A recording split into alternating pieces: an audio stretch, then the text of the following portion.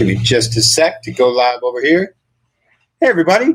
Welcome, everybody. Welcome to another episode of Causey's Classics, brought to you by Black Cat Comics and Rockin' Milpitas, your one-stop shop for all things superhero. Shop online at black-cat-comics.com. This is the show where we talk about cool classics and old vintage comics.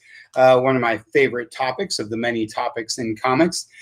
So go to black-cat-comics.com, click on shop, click on Causey's Classics, and get ready, because when I say make it live, hit refresh and you'll see the book I'm talking about pop up on the screen. And if you want to purchase that book and make sure you go through the whole process. If you just put it in your shopping cart and Bob puts it in his shopping cart and he checks out, he's going to get the book. But if you're not looking to purchase anything, that's fine. We're just here to talk about some cool classics. Tonight's topic is Marvel Comics, one of my favorite subjects. Feel free to throw questions and comments out there, and I'll do my best to answer those as we go through the books. I think that about explains it, so let's go ahead and get started. Going to start tonight with sort of an obscure hit, but one of my personal favorites. This guy is Doc Savage, the Man of Bronze, #1, the first issue. A whole lot to talk about this book. Doc Savage is one of the original pulp heroes. If you know much about the pulp fiction books in the era before comics, Doc Savage, the Man of Bronze, is one of the huge hits of that era. This is his first appearance in comics. Marvel got a hold of him first. After the Marvel run, he goes through several other publishers. He's got a run at DC, some of the indie guys. As a personal connection, the last issue of this series is my very first comic. Doc Savage, Man of Bronze, #8 or #9, I think it is, was my brother's comic, and then it became mine as my first book. So I have a soft spot for the Man of Bronze. And if you know a little bit about Doc Savage, you know that a lot of the Superman mythos is borrowed from Doc Savage. Doc Savage is the Man of Bronze. Superman is the Man of Steel. They both have fortresses of solitude and a few other kind of similarities. But anywho, Doc Savage is fun. And it's also one of many titles. You know, in the 1970s, Marvel launched all kinds of books.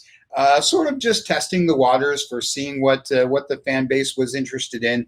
And many of these books are very short run. Only run, like Night Nurse is like 3 issues.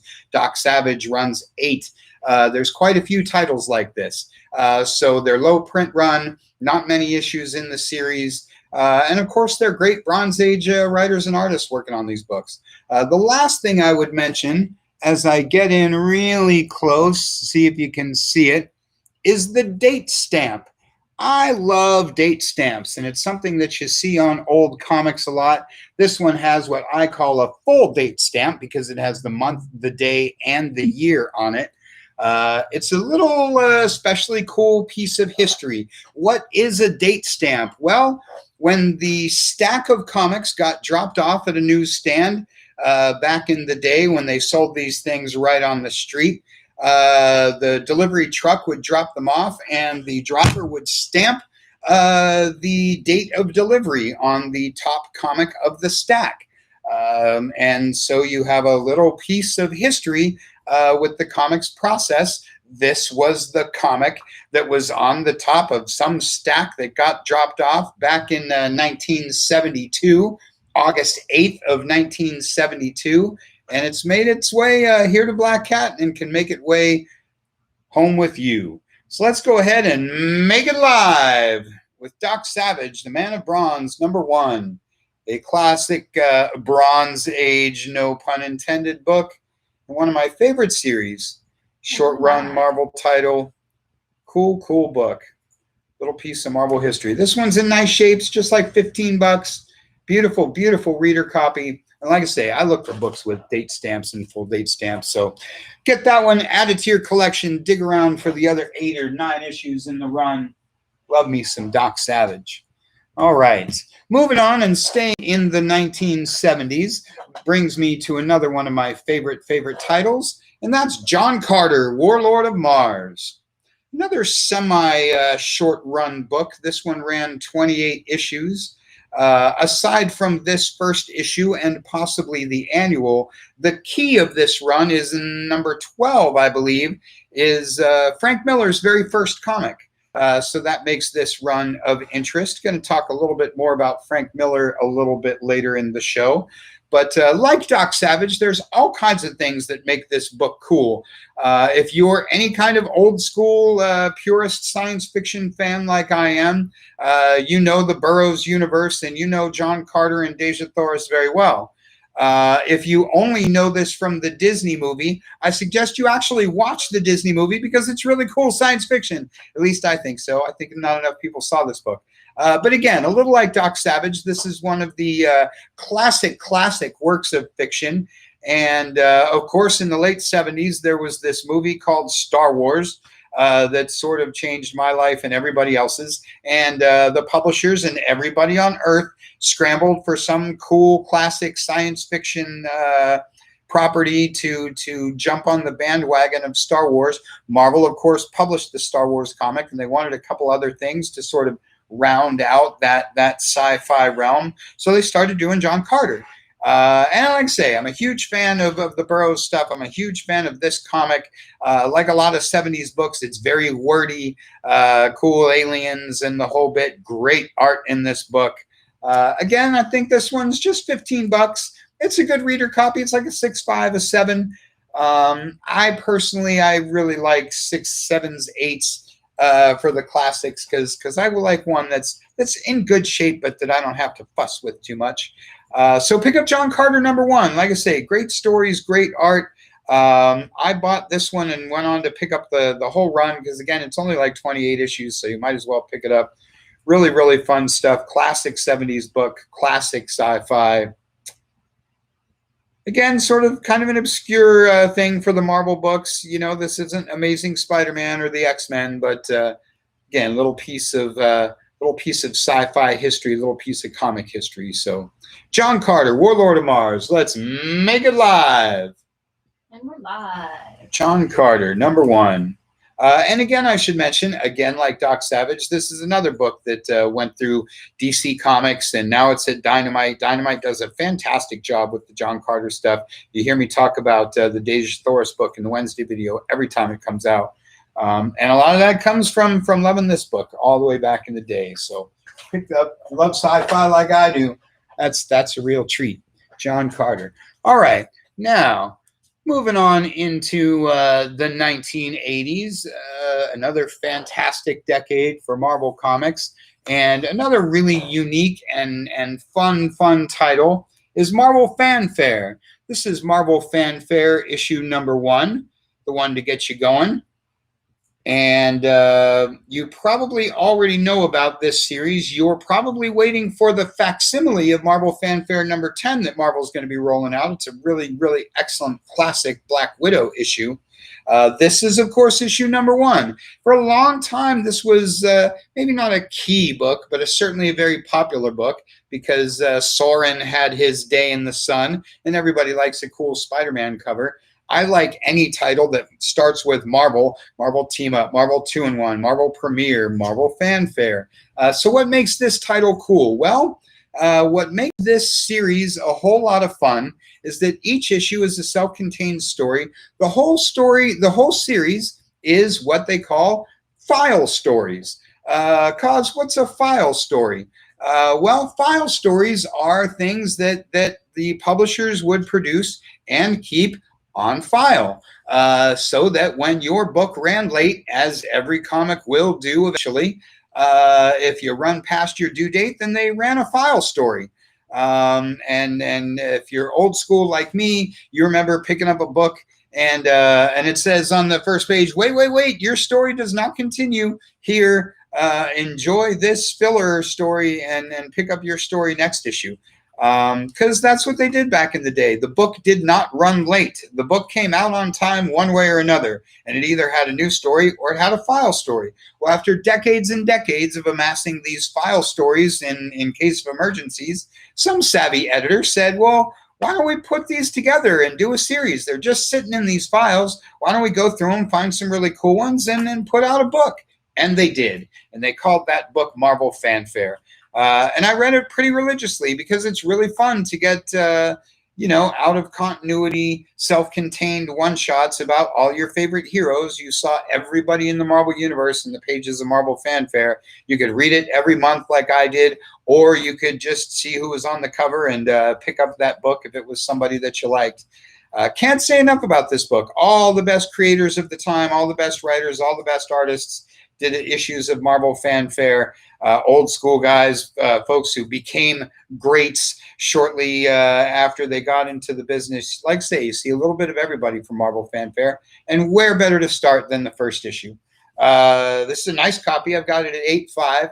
Everybody knows I overgrade and underprice. So a nice 8.5 copy going for just $15. Any old schooler like me will tell you that Marvel Fanfare is a really, really fun title. So pick this one up, check it out, see what I'm talking about. Be on the lookout for the facsimile of number 10. When you read that one, you'll be like, hey, man, these Marvel Fanfares are great. Causey knows what he's talking about. And then as you see more pop up on our website, or when the shows come back around, or if you get online, you can find yourself some other issues of Marvel Fanfare and put together a run like I've got. So let's go ahead and make it live. Marvel Fanfare, number 1 from March 1982. And we're live. Like I say, love me some Marvel Fanfare. I could go on for the whole half hour about this book and about that Black Widow one, about the Thing issue, the Captain America issue. Lots and lots of key classic great issues of Marvel Fanfare. So start with that, number 1. Staying in the 1980s, and I warned you that I'd be talking about Frank Miller a little later. Let's take a look at this guy. This is Daredevil number 196 with art by Frank Miller. Love me some Daredevil. You love some Wolverine. Like some of the other books I've talked about today, there's a lot going on in this title. This book predates the Chris Claremont, Frank Miller 4-issue Wolverine mini. So this is the first time you saw Frank Miller draw Wolverine.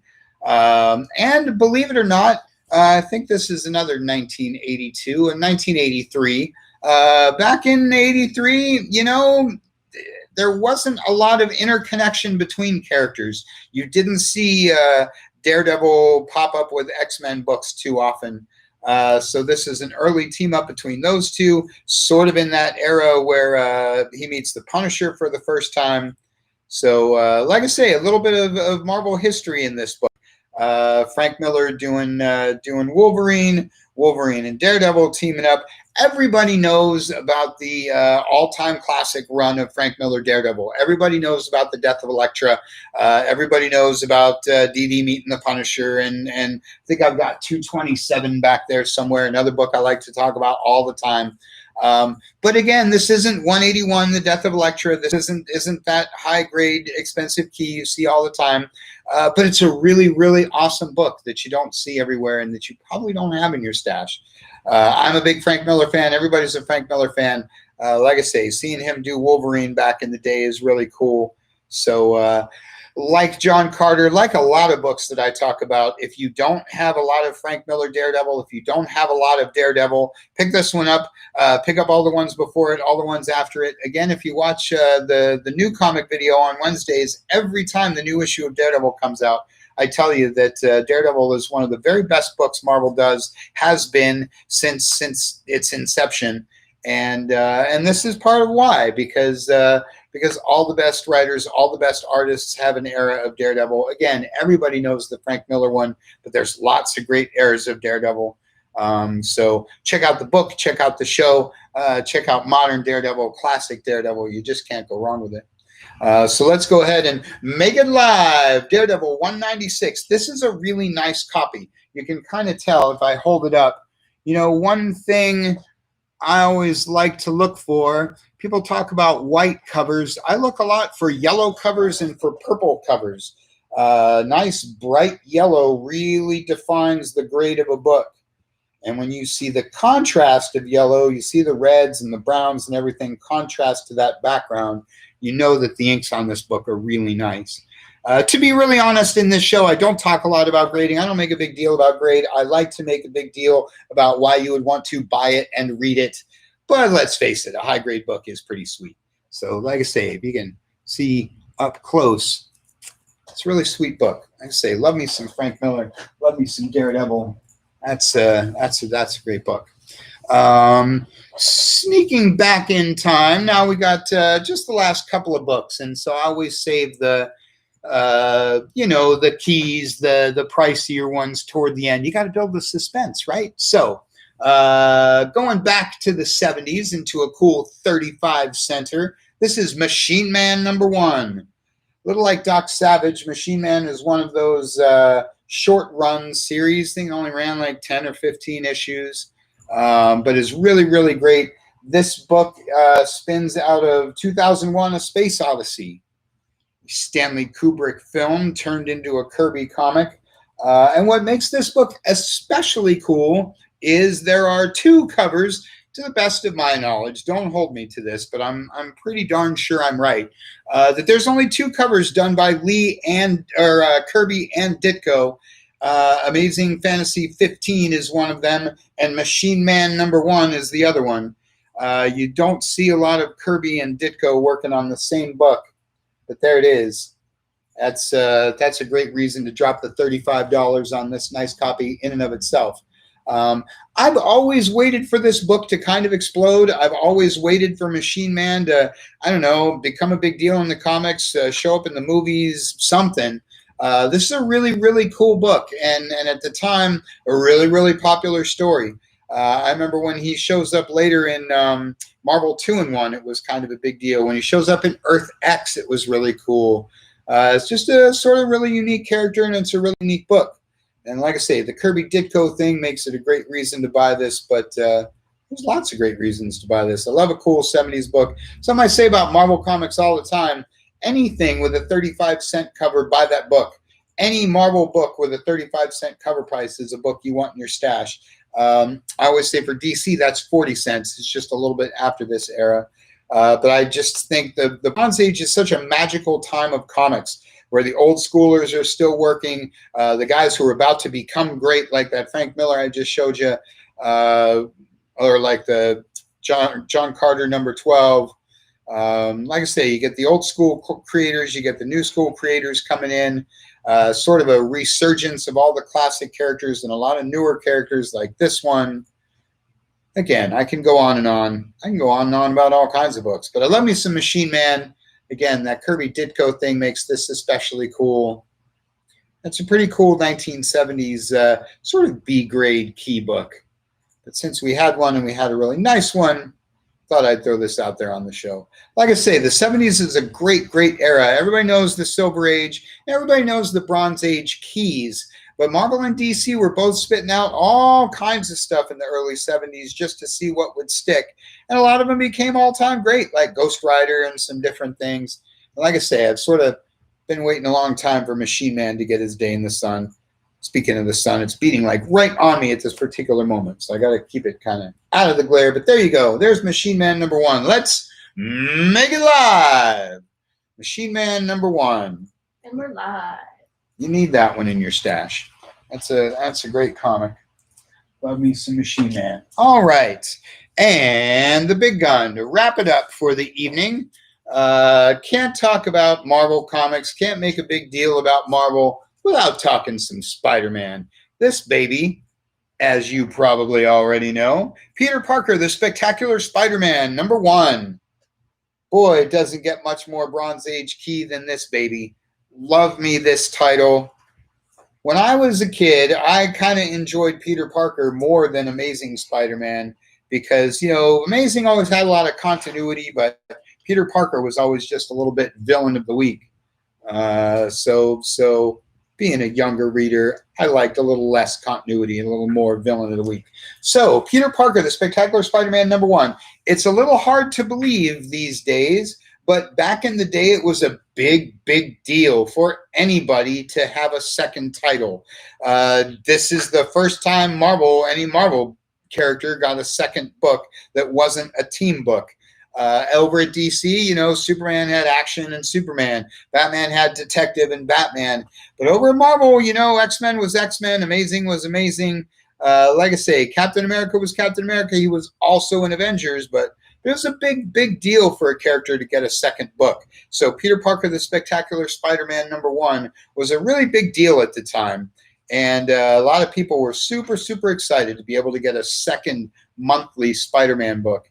Like I say, it's very hard to believe these days because there's 18 Spidey books, there's 18 X books, there's 18 books for every character under the sun. But back in the day, like I say, you didn't see a lot of this, and so this was a big deal. And again, getting to read 2 monthly Spider-Man books was a lot of fun. Getting to choose between them if you couldn't swing both of them, no pun intended, was a tough choice. But I always went with Peter Parker because, like I say, cool villains and all that kind of thing. This one has Tarantula, another sort of C-list yet classic Spidey villain. If you're a Spidey fan, you love the Tarantula. Another character I've sort of waited to pop back up. This is a nice copy. I don't have a grade here on the cover, but again, like the Daredevil book, you can see by the coloring that's a really nice book, and the corners are nice, the spine's nice. I've got it at $75. Like I say, this is a nice copy of a really key 70s book, a nice 30 center. Not quite as all-purpose as those 35 centers, but any 30 center is a classic comic in my book. Like I say, love me some Peter Parker, love this title, and it just doesn't get much more Bronze Age cool than this one. Marvel Team Up becomes Spidey's 3rd book, and then that one gets canceled and becomes Web of Spider-Man, which is a super key 80s book. I guess I could have had Web of Spider-Man #1, but one first issue Spider-Man book is enough, right? So Peter Parker, the Spectacular Spider-Man #1, taking on the Tarantula. I know I got some Spidey fans out there. If you've got a copy of this, maybe you want a nicer one. If you've got a nice copy, maybe you need a second one. Get a reader copy. So let's go ahead and make it live for Peter Parker, the Spectacular Spider-Man #1. And we're live. You know, one thing I'll say about Peter Parker, I don't know if this is one, though it sure looks like one. I'm a huge fan of Sal Buscema. John Buscema gets all the notoriety. John Buscema was the Conan artist and has a lot of big key titles. But his brother Sal, boy, you just don't get any more mainstay than you don't get any more Marvel bullpen than Sal Buscema. Love me some Sal Buscema.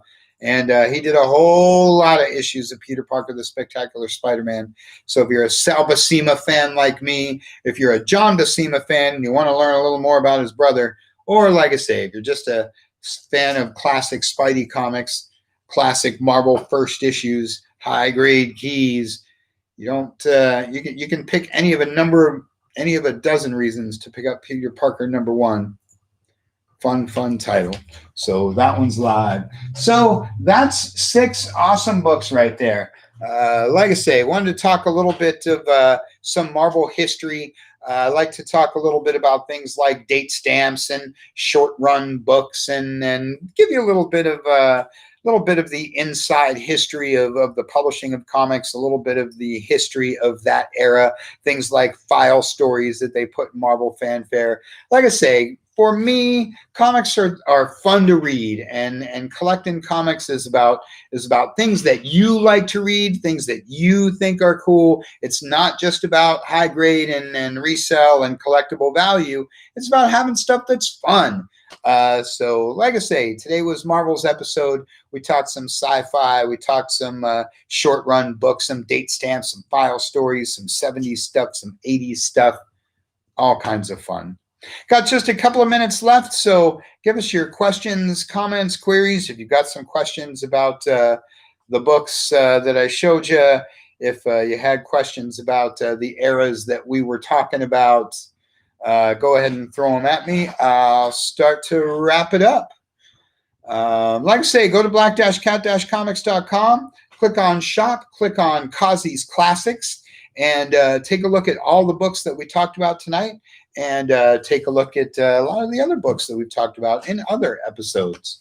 What about tomorrow? And then tomorrow, you can tune in for Comic Shop Talk Live every Saturday, 2 o'clock. We go back to the present We'll be talking about all of this week's books that you can see behind me until I covered them up with these books.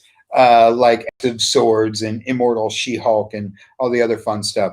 So tomorrow, 2 p.m., Facebook, YouTube is Comic Shop Talk Live. Sunday, 2 p.m. is Matchbox versus Hot Wheels. And we just sold the Peter Parker Spectacular Spider-Man #1. There you go. Some wise collector just absconded with my Peter Parker #1. Good job, somebody. You're a person with taste and style. So yes, Saturday 2 p.m., Sunday 2 p.m. Then join us again Wednesday morning for the new comic video as we start the whole week all over again. Yes. What's the grade for Machine Man? Machine Man. I've got it at very fine 8.0. That's what my little tag says. I like to make these little tags that let you know what the book is and why you should buy it. Machine Man #1, April 1978. Very fine 8.0. It's yeah, like I said when I showed the close-up earlier. Great color, nice corners, good spine, nice pages. That's a quality book. So that brings us about to the end of another episode of Causey's Classics. Thanks for joining us. I hope you had some fun. Like they used to say on Fat Albert, I hope you learned something. I hope you're one of the savvy folks that picked up that Spider-Man. That book was really awesome. We do this the last Friday night of the month every month. Next Friday, or the last Friday of next month, is pretty darn close to Halloween. I might have to bust out a couple Werewolf by Nights. Ooh. Everybody maybe in costume? I wouldn't commit to costume. I don't know. Who wants to see Causey in a costume? I do not put the cause in cosplay. But tune in at the last Friday of next month, and we'll do it all over again. From Black Cat Comics and Rockin' Milpitas, I'm Mark Causey. Thanks for watching.